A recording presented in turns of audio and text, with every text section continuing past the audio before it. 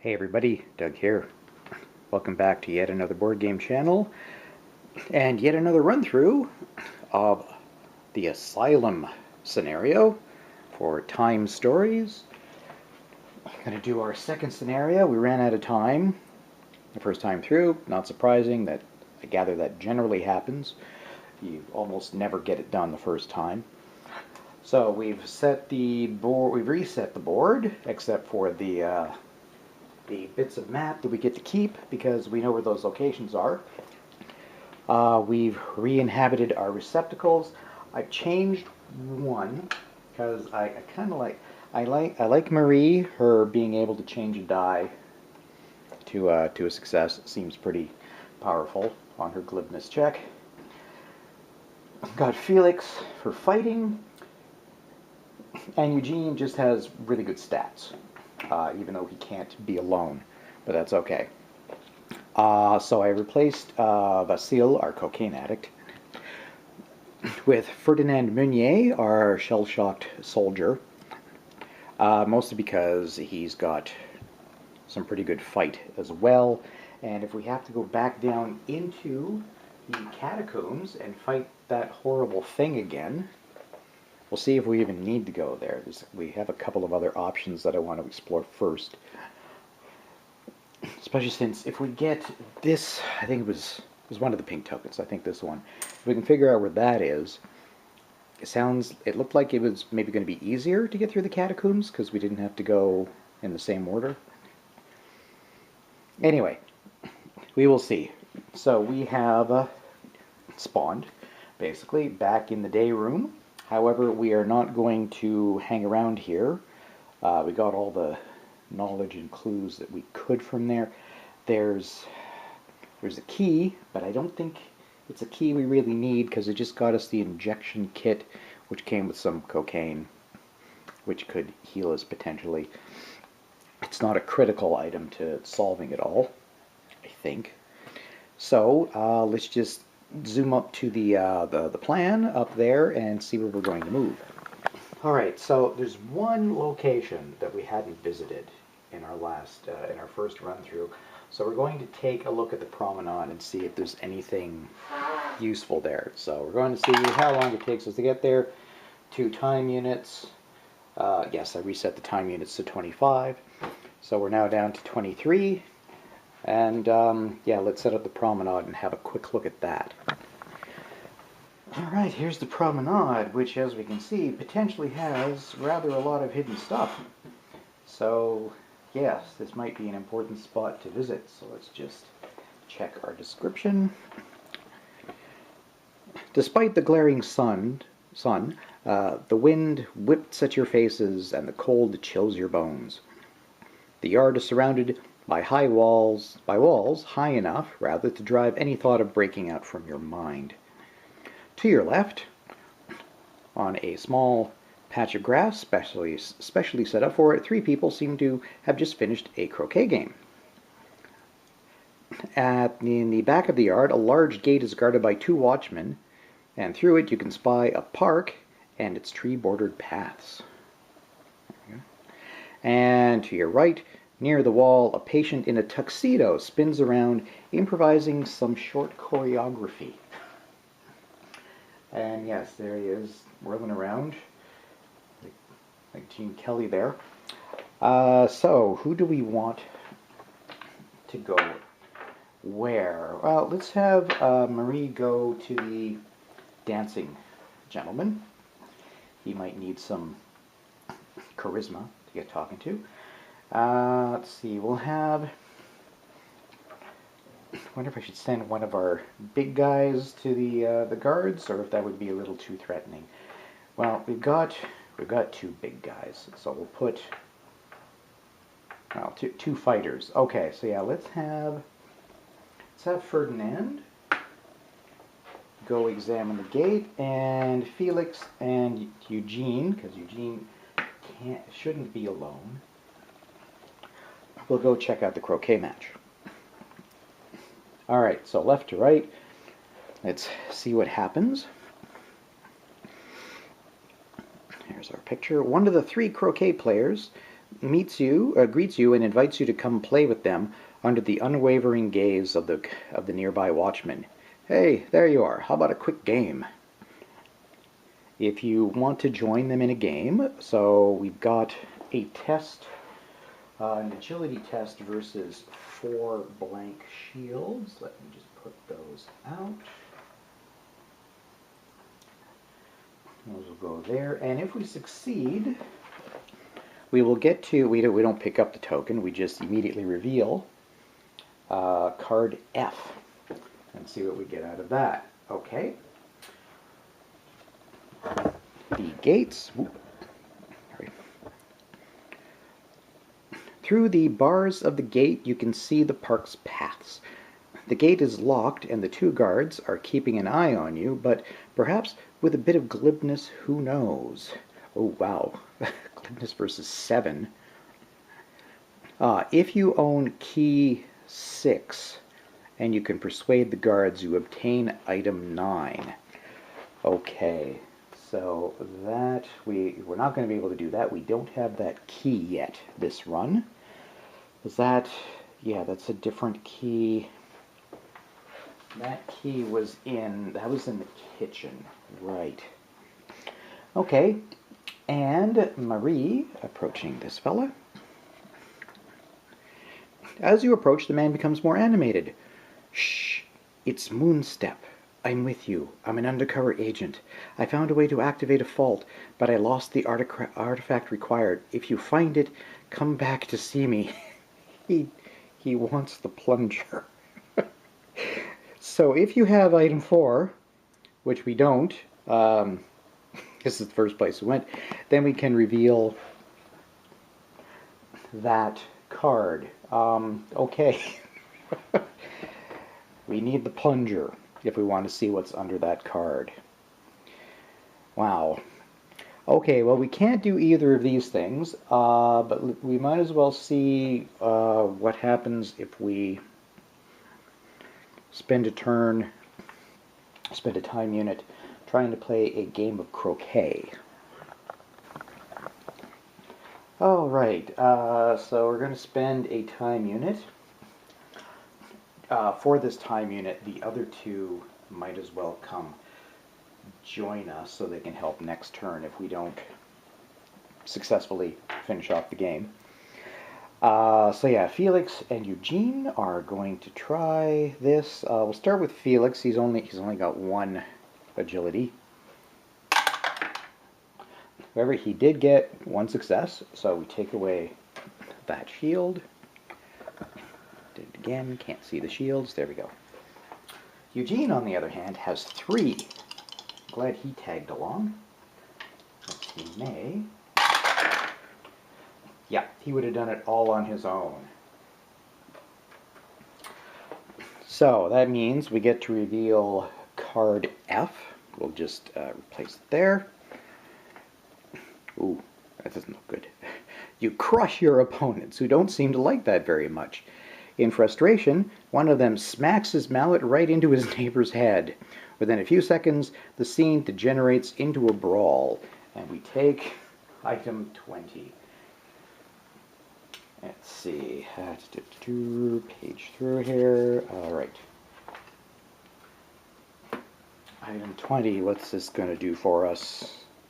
Oh, look, a croquet mallet. Recovered from the ground during the melee in the Promenade. During a combat roll, the owner of the mallet can roll 1 extra die.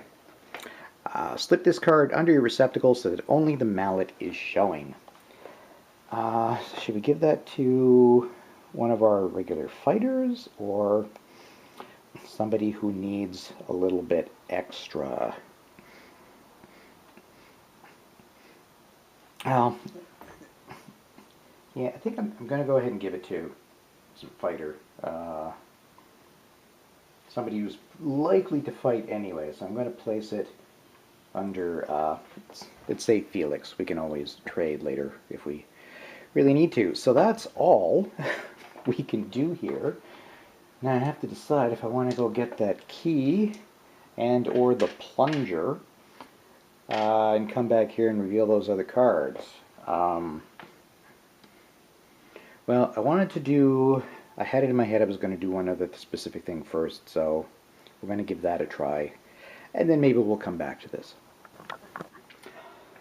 Alright, after that, I'm going to have our group travel straight to Dr. Hyacinth's office, because that seems to be one way of getting to the heart of the matter. Let's see how long it takes us to... it took 3. 1, 2, 3. I think because I have played it this way so far, I'm going to keep playing it by the official rules for the rest of it, and rolling this for movement. I gather most people just kind of say, let's just say it takes 2 to get from place to place, because this is a little, I mean, I get randomness for, checks and stuff. This, you'd think you'd get faster walking around, going from place to place. So yeah, future playthroughs, I may just do what a lot of people do and say 2 time units to get between locations. But I played it like this so far, and I'm going to stick with it through the rest of the playthrough. So let us set up the doctor's office. Okay, Dr. Hyacinth's office. Not going to bother reading the whole description. We have done that in the previous run. Everybody's just going to go over here and confront the doctor. Yes, as I told you yesterday, the moment of your release is upon us. Remember this. Each in their one point of the star. Yeah, before we did this, we took the token, and which let us go here and reveal this. I want to see what happens if we instead just accost him, because I'm pretty sure, well, he's obviously one of the villains of the piece. So we are going to try to actually, as it says, beat him up. So we're going to put down 3 blank shields and 1 skull, as he has a small chance of counter-attacking, and we are all just going to gang up on him. Alright, we are starting with Felix, who's got his attack of 3 plus 1 for the croquet mallet. Just hope we don't get too many blanks, because his paranoia will kick in. We need 4 total successes. Ugh, that did not go well. Alright, well, he got rid of one of the blank shields. He is going to take 1 paranoia token. And, yeah, we're going the, Dr. H actually fights back for a total of 1, 2, 3. However, Felix's defense is 3, so it does not get through to him and do any damage. So that's good anyway. Next, Ferdinand, who would freeze up if our opponent had only 1 or 2 shields, but he doesn't. He's got 3. So he is going to get to roll an attack. He's got 3 as well. Okay. We've gotten rid of the 2 remaining blank shields. Oh, you know what I forgot to do? I forgot to take a time unit off for this attack. Okay. Yes, we get a riposte, a total of 2. Ferdinand's defense is 4, so that is not a problem at all. Now our other 2, Marie and Eugene, who were not particularly skilled in fighting, but we are going to go for it anyway, because we're spending the time. Let's say Eugene first. He only has 1. But it's okay. He got rid of it. We took down the dock, and we get to reveal this card and see what happens as a result. The fight is over, and you have knocked the doctor through, with you having knocked the doctor through the secret passage in his bookcase, and down a shaft hidden there. His body lies broken and bloodied at the base of a ladder down this shaft. Oops.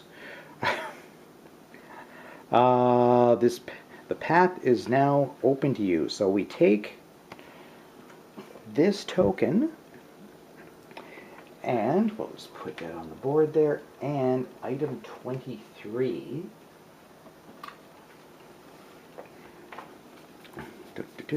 23 is another bit of map. Yes, the doctor's office is now closed. Access to the secret passage remains possible nonetheless. So it's crossed that off. It's altered our map slightly, so we now have a secret passage to look through. All right, let's put that there, and we'll I'll add that to the map between shots, and yeah, that is going to be it here. We might as well check out this secret passage, so back up to the plan.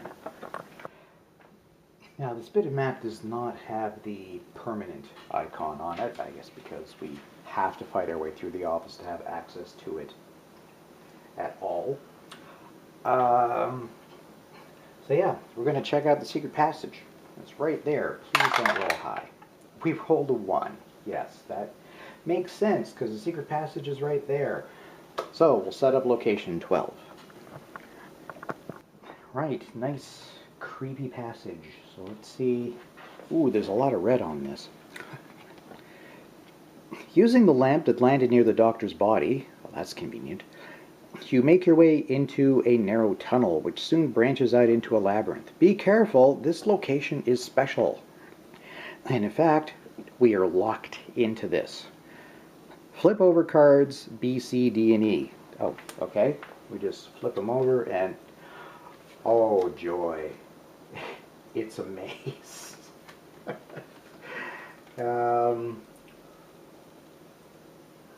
Okay, let's make sure everything lines up properly on this, because that's going to be important. Oh, wow. Okay.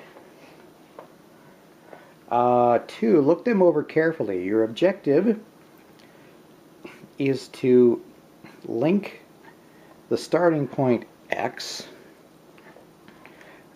to the exit 9. Once you agree on a configuration, only then can you place the cards side by side to form a 2x2 rectangle. Oh. If your first attempt failed, you may, for each time unit, swap 2 cards without rotation. Oh, they can rotate? For 2 time units, rotate 1 card 180 degrees. Important note, you may bypass this challenge by spending 5 time units. Once you've found the right path, take items 9 and 17, then the team heads to location 9. Okay, I'm going to think about this. You don't need to watch me staring at this, trying to figure out how to orient everything. Could take a while. Oh boy. Okay, I'll be back for what you will be shortly. Okay, after spending several time units of my life on this, I think I have it. Well, it's hard to say. We're going to find out because I'm going to do this. And let's make sure that is that all on screen. That is. And let's a little zoom in. I hope everybody can see that. Okay, so there does loop around to there. That goes there. That it's a little out of alignment, goes down there, and that goes. Okay, I actually did it. Wow. Okay. Just double check. Along that path. And that leads to that card, which swoops down onto that one briefly, and then actually did it without spending extra time units. So, that's a relief. Didn't want to spend too much time on that. Yeah, 2x2 rectangle. Alright. So, once you have found the right path, items 9 and 17. Oof. Okay. 9 and 17. We'll look at 9 first. 9 is... Oh, another map. You've discovered a new location. Place this card on the current plan. So we have found the park, which the doctor was going to lead to us before, but now we're going there with this token, which I'm counting on making some kind of difference. So we'll put that up on the map in a moment. And item 17, oh, another one of these. Actually, is that... Okay, that's one that we picked up from him before anyway. I wonder if we are going to need these. Might have to wander around and find them. Oh, might not get this on the second run. All right, I just need to take a moment to think. Yeah, we are going to go to the map for a second because we're going to look at that new location. Okay, going to add this segment of the map. And we're going to move to the park. How long does that take us? That takes us 2. That's fair. We just went through a huge maze. So it puts us down to, unfortunately, only 15. Alright, we'll set up that new location and see what we discover. Okay, the park with a hidden card. We don't have that token, and I'm not sure where to find it. Might be on under one of these. So, you're now in the park. A glacial wind blows and throws the branches of the oaks into a frenzy. In front of you, a gravel path splits into multiple directions. To the north, on your left, the path leads into the woods. You see smoke off in the distance. Oh yeah, there we go. In front of you, a small esplanade holds a music kiosk. And a third path heads southward towards the back of the park. Well, these two places seem the most frightening because I can't see what's going on over there at all. So I'm going to send our fighters off. Yeah, let's have Felix go that way towards the smoke. Ferdinand can have a look at the back of the park. No idea what's there.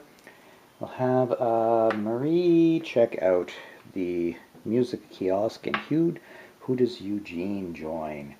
I'm going to have him join Ferdinand just because Ferdinand does not have an agility stat at all.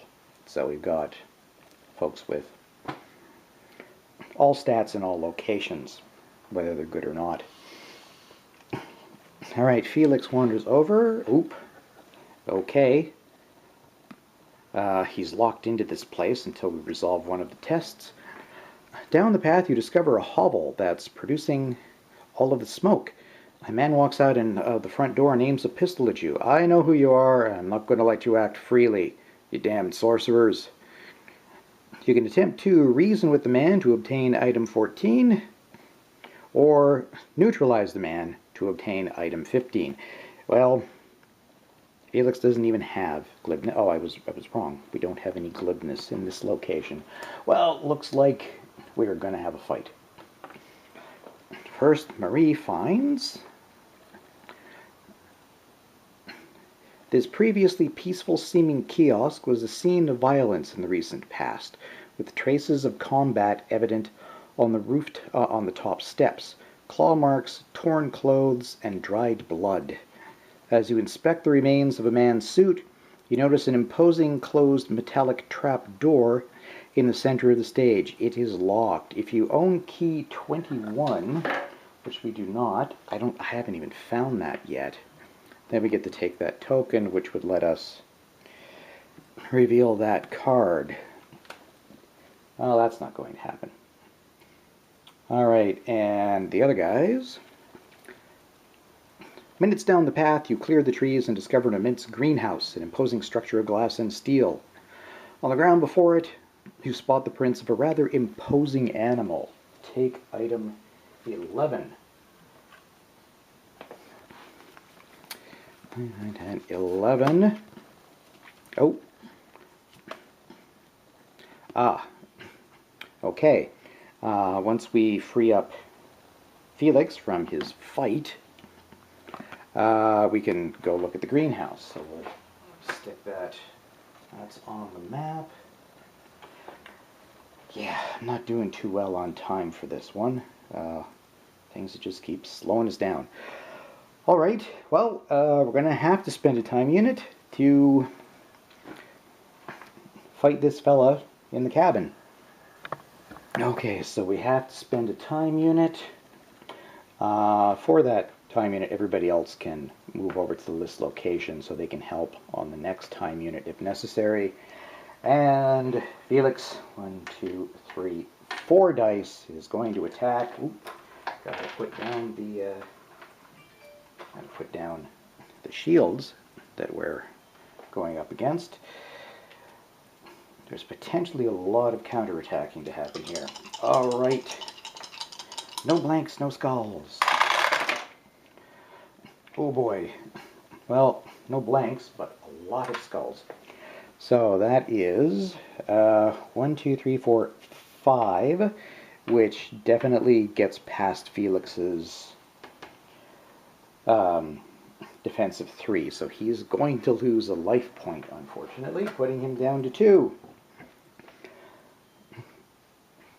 All right, so we're going to we have to spend another time unit so everybody can join in the fight. Oh, except Ferdinand can't because this guy's only got 2 shields left, so he is paralyzed and unable to fight. All right, well, we'll start with Felix again because he's got the best shot with 4. Okay, he's only gotten rid of 1. This one's going to go very badly. Well, okay, the counterattack will not hurt him because we've only got 2 skulls total, so he won't take another life loss. However, that does, he's got 2 blanks, so he gets 2 more paranoia tokens. When he's got 3, his paranoia spikes. We get rid of those, and he does 1 damage to somebody else in the space. We're going to do it to Eugene just because he has 3 health points. Everybody else only has 2. Okay, well, Ferdinand freezes.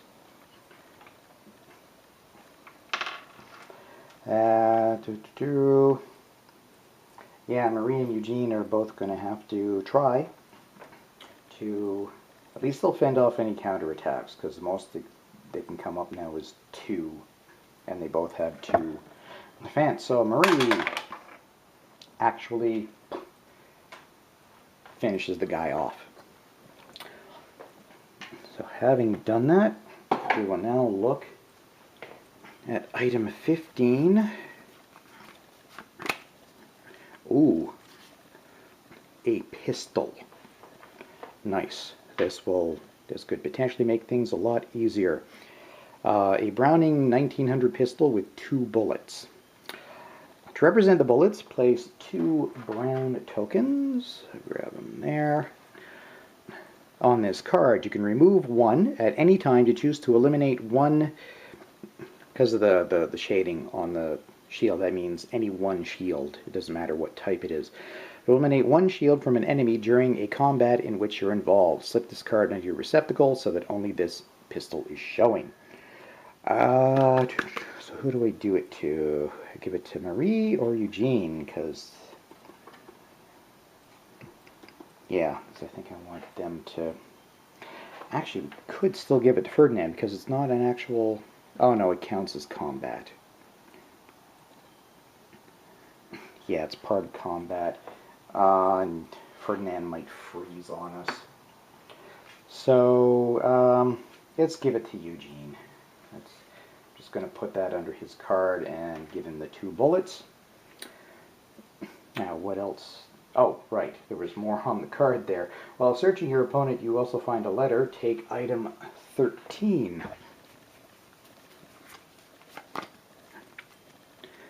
October 24th, 1920. Dear Doctor, I finally found an entrance to the crypt.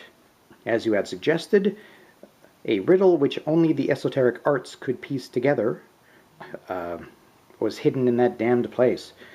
The solution has been under our eyes from the start. We had to subtract its number and not add it. All that was then left was to add it to the password. Let's break the rules, my dear Hyacinth. We'll finally be able to move on to the second stage of our dream, recruiting 5 new patients to complete the ritual. This will allow us to forget the painful previous experiment. Eric Demarteau. Oof, okay. So there's a really complicated password that we're going to have to figure out. That's too bad. Yeah, I think this is going to take a third run, because this sounds like it's going to get rather complicated. Okay, well, we're finished here because we can't do that. We don't have that key. Yeah, I have no idea where that key even is. So I think we will move to one more location, we'll set it up, and call it an episode. All right, one final move. We're going to go to the greenhouse, location 11, and it took us 2. And we'll set it up, look at the description, and leave it at that. Alright, here we are at the greenhouse. So we'll just check out what it looks like. The greenhouse is immense. Within a few seconds of entering, you feel like you're in a tropical forest. The air is hot and humid, the vegetation invading and oppressive. As you start to step down the walkway, you're forced to push aside the brush to clear a way through the plants and branches. To your left, you hear the soft sound of a waterfall, accompanied by numerous bird songs. Straight ahead of you, a small basin holds the water that flows from the waterfall. And to your right, not far from you, grunting noises can be heard in the midst of the luxuriant vegetation. So we'll see what awaits us under those cards next time. Hard to tell if we're doing well or not. I have a horrible feeling we're going to have to try to collect or memorize all of these cards to try to figure out this mysterious password. And is it something we need to do in the catacombs, or... Wish I could figure out where this darn token is, because I suspect it'd make the catacombs a lot easier. What else do we need? Oh yeah, we could have used the plunger and a key that we don't know where it is.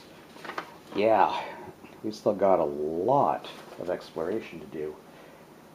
I think this is going to take at least 3 runs. Well, we'll see what happens next time. Thanks very much, everybody, for watching. Thanks for subscribing and liking the videos. I appreciate it. And we will see you next time for yet another go at Time Stories Asylum. So long.